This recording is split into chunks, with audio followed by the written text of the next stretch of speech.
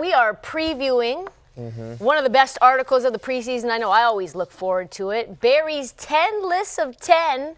We have to start with the biggest storylines heading into week one, Matthew. Sure. Bill, Jacory Croskey-Merritt will be the best fantasy option in the Commanders' backfield. They trade away Brian Robinson. Why? Why do you think that's the case? Yeah, so 10 lists of 10 columns up on NBC Sports and rotoworld.com right now, so go check it out. So among the 10 preseason storylines that I'm buying is that Jacory Croskey-Merritt will be the best fantasy option in the Commanders' backfield. You mentioned the trade of Brian Robinson, obviously, to San Francisco. Austin Ekeler has his role defined there. So it's really just JCM, Bill, as he is known, and Chris Rodriguez. They like Chris Rodriguez, but he's also been in the practice squad a couple of times. They've cut him before. You know, Jacory Croskey-Merritt, who our own Connor Rogers had ranked ahead of R.J. Harvey coming into the NFL draft. He's a special player that you just haven't heard of because he didn't play in college ball last year because of a weird eligibility issue. But there may not be any hotter player in fantasy football this year during the preseason than Jacory Croskey-Merritt. Everyone's been talking about him. We've been talking about him since the NFL draft. Shout out to Connor Rogers. But what I will say is that this is an offense that's going to score a lot of points. They always want to run. They don't like Jaden Daniels running as much, and they get in close because they're nervous about injury. Lawrence, so I do believe that the Commanders, will be one of the better offenses in the NFL for fantasy football purposes, and that Jacory Croskey-Merritt will be the running back you want in that backfield. I'm going to say I am buying. He's the guy that'll score the most fantasy points, although I don't think it'll be by that wide a margin. Which I think is fair. I think it's he's a fine young player, and he provides something to that offense that they desperately needed, just somebody with some burst and some speed. But I think we kind of counting out Austin Ekeler. I think we're kind of counting him out from getting actual carries. I think Austin Ekeler, he'll start off the season as a starting running back, and he'll have his share. I just think it's a three-man committee where Bill will be their big play running back. So, Matt, you're a Commanders insider, best friends with JP Finley and so forth and et cetera. So last year it was kind of like Brian Robinson, early down guy, Austin Ekeler, third down back, and then Ekeler would have some series where he would get carries. How does this backfield work? Is this just going to be JCM in the Robinson role and Ekeler in the Ekeler role, and then Rodriguez kind of picks up the scraps? Yeah, I think it's a little simplified, but yes, I think that is. I think they'll mix and match, and to Lawrence's point, I think you'll see Ekeler get some carries. I think they'll use JCM in the passing game a little bit, but really for the most part, when they get in close, Croskey-Merritt is going to get the goal line work. Ekeler will be more of a third down guy. They'll split it up, but I do think, look, I'm as a top 30 running back. I would be more comfortable with Jacory Croskey-Merritt, Bill, as my flex play running back or my number 3 running back than my 2. But again, it's a preseason story. You hear so much news in the preseason. Are you buying this or you're not buying that? There's so much buzz about Jacory Croskey-Merritt. I am buying it. That he will be at the end of the year, he'll be the best fantasy option in this backfield. Jay, you are buying a little Jordan Love stock on this list. Matthew Golden will be the Packers' clear-cut wide receiver 1. Do you agree with that, and why? I agree with that because Jaden Reed looks like he might get off to a bit of a slow start to the season. Coming out of the walking boots, just getting back to practice, he might not be full go to start the season. Then after that, Romeo Doubs hasn't ever really quite happened for him. Certainly hasn't quite happened for Dontavian Wicks. Christian Watson, we know, is coming off the ACL. So I think Tucker Kraft's going to get a lot of work, but this is about wide receiver 1 specifically. Matthew Golden, I think, is the most talented guy in that room. They seem to have a rapport. I think that the Packers are going to throw the ball more this year than last because Jordan Love is healthier. So Matthew Golden, he is certainly the one guy that you want. I don't understand why they use Jaden Reed the way they do. I don't understand why he doesn't play more out wide. He doesn't play a ton in 2 wide receiver sets, but I'm going to defer to Matt LaFleur knowing more than I do about that, and they seem to have a lot of faith in Matthew Golden. Yeah, exactly. So it's a drumbeat that has continually kind of steadily risen, especially we've seen some of the other guys getting banged up. And so as you hear the sort of the press reports and from the beat reporters that are there at practice every day, just seems like Matthew Golden is the real deal here and there's a reason why they spent first-round draft capital on Golden, a position that Packers normally don't draft in the first round. Yeah, and I don't have much to add here. You guys said it all. I will say this, though. None of no receiver in this Packers group, they're not bad receivers, right? They're serviceable receivers at an NFL level, so it shows you a lot when they go out.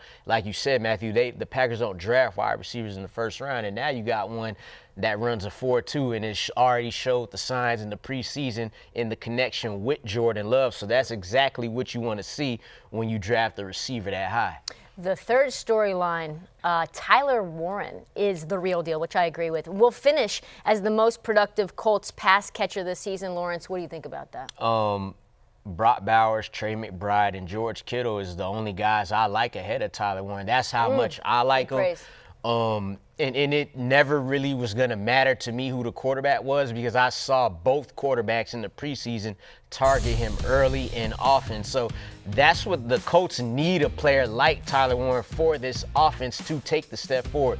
You got a top running back in Jonathan Taylor. Well, it doesn't make him a top offense. You need that tight end there. And for Tyler Warren, he can do so many different things, especially at the goal line. He can throw it in. He could run it in. He actually told me himself he wants to be the guy. Got to talk to him at the combine. Yeah. Wow. Got to talk to him at the combine. And he said, I would like to be the guy that they use to run the tush push. So look, Anthony Richardson nor Daniel Jones has ever had a tight end relevant in fantasy. So this, for me, it's all about the player, his skill set, and what he could bring to the Colts. Yep, no, I'm with you there. The one concern about Warren is that Daniel Jones never been a real big middle of the field guy and never been a real big deep guy either. So what do you actually do, Daniel Jones, in the passing game? Daniel Jones actually hit They're him going to scheme open touches, and also I think that this is a bet on Shane Steichen. And I'm buying Shane Steichen stock because I'm old enough to remember 2 years ago when he went 9-8 and was one Tyler Goodson screen pass away from winning an NFL division with Gardner Minshew as his quarterback. So I think that they have a good enough O-line, a good enough scheme, and Warren is that talented that he will get fed. And, you know, I think that Daniel Jones is bad news like Alec Pierce down the field, but there should be enough short stuff for Tyler Warren to really feast. And Tyler Warren is going to be a beast yards after contact. He will create in the open field. Yeah, 100%. And, you know, the thing is like, who's he got competition with? Josh Downs, we like Josh Downs, but banged up, right? Just finally coming back. Michael Pittman, you know, we're still waiting for A.D. Mitchell. Like, I do think, like, again, the storyline I'm buying is that he is absolutely the real deal. I'm as a top 10 fantasy tight end. I think I might be too low on him, right? But he's going to be the most productive Colts pass catcher because there's going to be a high floor and a high ceiling. As an Oregon Duck, I was watched a lot of Emeka Egbuka all over the field. In your list, he's the most pro-ready rookie receiver and will have a huge role in the Buccaneers offense. Everything you're hearing out of Tampa Bay is that in addition to the skill that we saw at Ohio State, in addition to the fact that he's pro-ready, they love the kid in terms of his work ethic, in terms of showing up early, staying late. Baker Mayfield loves him. And then you also think, so the talent is there, but you also think about the opportunity here. We know Chris Godwin's not going to start the season healthy. We know Jalen McMillan's going to miss like about half the year. And so Egbuka, who has that first-round draft capital, same as Matthew Golden, there's a reason they went out and got him. Everything I'm hearing out of Tampa Bay is, you know, from both the beat reporters that you've heard a lot of, but just from inside sources as well, they love with a capital L this kid. Yeah, and I think there's a little bit of apprehension around the Bucs passing game because I think people in their heads, they still wait to Baker Mayfield being like, oh, this is the guy who's like the quarterback in Carolina, was on the Rams like 3 years ago and his career looked done. Like, Baker Mayfield is, I think, a borderline top 10 quarterback in the NFL. Like, I think he's the same tier of guy as your Dak Prescott's, as your Jared Goff's, that kind of conversation. And I think that he is someone who has shown, Lawrence, that he can not just make the offense run, but he can do elements beyond that. He's a candidate to lead the NFL in passing yards, passing touchdowns. He'll throw picks because that's what he does, but he'll put up volume stats, and Egbuka's going to benefit. Keyword, what you just said there, the volume stats for Baker Mayfield, and I do think he's a top 10 real quarterback in the NFL. But Emeka Egbuka, the kind of guy that could work the short area, middle of the field, and not the deep guy, but you got Mike Evans for that. So a lot of receptions could be had for Egbuka early. Yeah, I think this is a pro Jaxson Dart show, Jay. Jaxson Dart will be fantasy relevant from the moment he takes over as the Giants' starting quarterback. You agree with that? Poor Russell Wilson. Everyone's just kind of bets what I'm saying. Like Russell's all right. You have the Giants at 18-1. You're winning NFC East. What happens when the Giants beat the Commanders week 1? Are we thinking about benching? Are we talking about benching Russell Wilson? Come on, stop it. Stop it. That's not Better happening. be on alert. They're only 6.5-point dogs. Be on alert. I'm actually nervous. Is it possible to have a trap game in week 1? Because I actually think it might be. Yeah, let's go. So Giants, they'll beat the Commanders week 1. Cowboys, that's a win. Chiefs, it's a coin toss. They'll probably lose. Coin toss? And beat the Okay, Chargers, okay. beat the Suns. I say 4-1 going into the Eagles on Thursday Night Football. No, look, it's going to be tough for the Giants. The schedule is brutal. Tough break for the Giants, going 3-14, and they're getting one of the 5 hardest schedules in football. Yeah. Not great, but that does create opportunity for Jaxson Dart. If it was going to be a cupcake schedule, then maybe Russ gets through the whole season. But I mean, they've drafted him in the first round, Matthew. Like, this is their guy. When again, talk about fantasy relevancy, he runs. Like, you've seen him in the preseason just running around. I think, at least to me, it was a little bit of an eye-opener that he was using his legs as much as he did, that he's as mobile as he is. And so I do think in terms of fantasy relevancy, obviously he's got an elite option in Malik Neighbors. I'm high on Theo Johnson, but again, I think that combination along with the legs will make him, I think, a borderline QB1 the minute he becomes the starter of the Giants, whenever that happens. Yeah. Yeah, I mean, Ramondre Stevenson, I had him last year, and it was a rough one 2 years Yes. ago. Pretty damn good. But Travion Henderson steps in now, a lot of talent for him. For you, Lawrence, Matthew says he will take over in the New England backfield sooner than later. I really wish your Commanders would have drafted him in the first Yeah. round. But they did it, and now he's on the Patriots, who also, they needed him worse than the Commanders. But yeah, I'm with that. I like Travion Henderson not only to just take over the backfield. I think by the end of the season, we're talking about a guy you could be a RB2, and that's mainly because he's a guy who could catch the ball out the backfield. We saw his very first play as an NFL player. He houses a kick return in the preseason, so that's that explosiveness that they've been missing.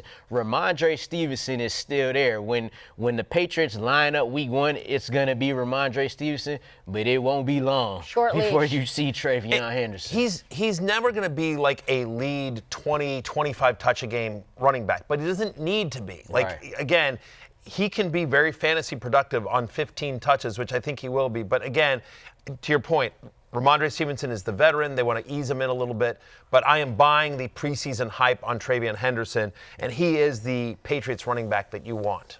Matthew, Joe Mixon, I've seen a lot of him in Cincinnati getting injured, and here we are again. Joe Mixon will be a non-factor and might miss the entire season. Just bad vibes and it's been bad vibes all summer. It's been bad vibes to start the season, and just you listen to the press conference from D'Amico Ryans, and he's very evasive. Like, he wasn't like, oh yeah, he'll be back. He was just, we'll see. There's a lot of caveats there, Lawrence. A lot of So anyway, I have some shares of the Chubbler, of the original Chubbler, The Nick OC. Chubb, the OG, the Yeah, OC. I original think you Chubbler. should. At the very least, Nick Chubb has a chance to Be the turn guy. back the clock. He has a chance to do that. He's going to get first crack at it. He was the guy getting all the snaps in the preseason with C.J. Stroud. It seems like it's him and Damian Pierce, and it seems like they prefer Nick Chubb. So, look, we'll see how much gas he's got left in the tank, but he looked okay in preseason. I would prefer Nick Chubb over Damian. Oh, Pierce. yeah. Yeah. I'm not going to put I him have on zero shares of Joe Mixon this year, and I will continue to. I think there's a real chance we don't see him this season. Or at least for a very long time. Yeah, exactly. Yeah. I'm not going to put Nick Chubb in the same category as Derrick Henry because of all the injuries, but at one point Nick Chubb was that guy, right? Good He around. was that. Oh, for sure. And so He he was goes to a new team, and you wonder how he's going to work out. Maybe people are a little bit too low on Nick Chubb. Ollie Gordon is the Dolphins' backup running back that you want to roster, Jay. We have some update and some news about the backup, who just had a little bit of a knee surgery here. Now, Dolphins running back Jalen Wright had a small procedure done that isn't season-ending, but will take some time to recover from. Per McDaniel, Miami has signed running backs Jeff Wilson and JaMychal Hasty in response. He loved them guys. Miami Dang, love them guys. So that's a tweet, by the way, from Marcel Luis Jacques, who does a great job covering the Dolphins as well. And so I wrote this last night before the news that Wright came out, but it only solidifies what we've heard all preseason, is that Ollie Gordon, and what we've seen all preseason, Ollie Gordon looks awesome. And so Devon Achane, there's been some rumors that maybe they won't use him at the goal line. Tyreek Hill joking about that. Tyreek Hill. Yeah, exactly. Original offensive coordinator. But I just think speaking as someone who has drafted a lot of Achane this year, I've tried to get Ollie Gordon wherever I can as well. Yeah, Achane, who has dealt with injuries in his career, particularly his rookie season. He actually got through all of last season for the most part, which went a little bit under the radar because the Dolphins were largely off the radar. But yeah, I think Ollie Gordon's clearly the guy now. Like Jeff Wilson, Jermichael Hasty, these guys aren't that threatening. Yep. Now, Devon Achane, if he stays healthy, he's going to get the overwhelming majority of work. But if he does go down, then Ollie Gordon steps up. I think Ollie Gordon is somebody that the Dolphins just need in this offense, period. And I'm just going to say it, and in my opinion, he's better than your boy Bill. I would take Ollie Gordon over Bill. If people forget, Ollie Gordon. Why? You know, Giants beating my Commanders in Week 1. Ollie Gordon better than Jacory Croskey-Merritt. Why do you hate me, Lawrence? I want people to know that Ollie Gordon won the Doak Walker Award. That means he was the best running back in college football. This is like Ashton Genty played football at the same time as Ollie Gordon, and Ollie Gordon won that award. He was on a terrible team last year, so I think the Dolphins are going to end up getting a steal in Ollie Gordon. Anyway, producer Steven, if you can do me a favor, just clip that moment there where Lawrence said he likes Ollie Gordon more than Ashton Genty.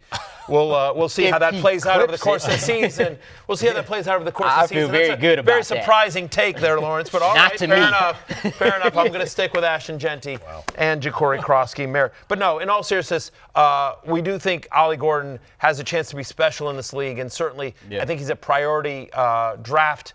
He's a priority ad if you have Devon Achane as your RB1. Two-way player Travis Hunter on the list will play close to full-time snaps, Lawrence, on offense. Liam Cohen says that they primarily want to use him as a wide receiver. What do you think about that? Yeah, I think he's better than Bill, too. Do you agree with that? Yes. All right, cool. Finally you say something I agree with. You know. No, Travis Hunter, for the fantasy managers all around the world, this is what you want to hear. And look, they're going to use him in the way that they used him at Colorado. Elite when it comes to catch and run. His initial bursts, that's what's going to get him these 5-yard catches turning into 20 and 40-yard gains. And this is what's going to help Trevor Lawrence up his game, too. Now that he's got him to pair him with Brian Robinson, I would feel great with Travis Hunter as my wide receiver 3 on my fantasy rosters. Yeah, coaches don't usually say much in preseason in terms of giving specifics and talking numbers, but Liam Cohen said on the Rich Eisen show, we want Travis Hunter playing 65 to 75% of the offensive snaps, ramping up towards 80%. And to put that in context, Brian Thomas Jr. played 80% of the snaps last year. That was his number, and he was third in the NFL in receiving yards. So Travis Hunter, I mean, if he was purely a wide receiver, we're talking about an elite wide receiver prospect, just on his own merit, he's a top 10 draft pick off of that. So I think that Travis Hunter in the offense that should throw the ball a lot. Liam Cohen liked to throw the ball a ton with Baker Mayfield last year in Tampa Bay. And also, Liam Cohen was great at just scheming easy touches for his playmakers. He was the best in the league with just the scheming of screen passes in particular. So Travis Hunter, he will get plenty. Yeah, again, I feel like there hasn't been nearly enough buzz. There's been some buzz on Travis Hunter, but again, one of the preseason storylines that I'm buying is that Travis Hunter is going to play close to full-time snaps. Like, he should have a lot of buzz. I think it's because we all know how good he is. We're going to look back a year from now and be like, I can't believe the fantasy football industry and drafters were that insanely low on Travis Hunter. Happened a little bit with Brian Thomas last year as well. People slept on him, for sure. All right, Jameson Williams, his role has been getting steadily bigger every single year, but now they have a new OC. In your opinion, Matthew, he'll have a larger role under new OC John Morton. Well, again, that's been sort of a preseason storyline, and I'm buying it, right? Again, like everything we talked to, literally, I've said this before on this show, but when I went to the Hall of Fame game between the Lions and Chargers for NBC for Football Night in America, I was on the field pregame, and I talked to Jared Goff. And I literally said, my best friend, my buddy Jared Goff. And I said to him, give me a sleeper. And he says, you know all the guys here. He said, but Jameson Williams having an awesome camp. Like, that was the first name he came up with, and just said, like, he's just and everything you've heard from the coaching staff, from the players, from the beats that are covering the team is that he's ready to take another step. Remember, this is a guy that came out of college that was a first-round pick. Like, he was hurt when he came out, but, like, he'd have been like the #1 wide receiver taken had he been healthy. He'd have went top 5. Yeah. Over guys like Drake London, Chris Olave, Garrett Wilson. He would have went over them. Yes. Jahan Dotson. Yes. Which didn't work out as well. But no, Can I we fire agree. Ron Rivera again? Yeah. No, I agree. I think that this offense, they've talked about making it more of a vertical offense. They're probably going to have to throw the ball more. They're probably not going to go 15-2 this year and be in as many run scripts as last year. Tougher schedule. And still, like as many weapons as there are, passing game is pretty streamlined, where it's Jameson Williams is the X, Amon-Ra is the slot, and Laporta is the tight end, and Isaac Tesla will get involved as well. But Williams has scope to really emerge. Does Williams start to creep up above Laporta to you now, Jay? Yeah, I think so. I think he's got more ceiling than Laporta and just offers something different, a bit more overlap between Laporta and Amon-Ra St. Brown, and Amon-Ra might be the best in the NFL at what he does specifically. So, yeah, I think there's huge upside for Jameson Williams. He's the type of guy who, he could really pop to being a 1,200, 1,300-yard receiver. He's got that in his outcomes. And also, Ben Johnson's gone, so he doesn't have to throw interceptions with the season on the line. Exactly. But he'll always have a spot in my heart for that. The proof is in the pudding, though. He's improved his numbers every single year, and I don't see why that's going to change this season for Jameson Williams. Hey, it's Matthew Berry from NBCSports.com and Rotoworld.com, and I want to thank you so much for watching whatever it is you just watched, or if nothing else, being too lazy to click out of the autoplay after this video started, after whatever it is you actually wanted to watch finished. But now that you're here, I'd like to take a moment here to ask you respectfully now, okay? I'm asking you respectfully to subscribe to the NFL on NBC YouTube channel.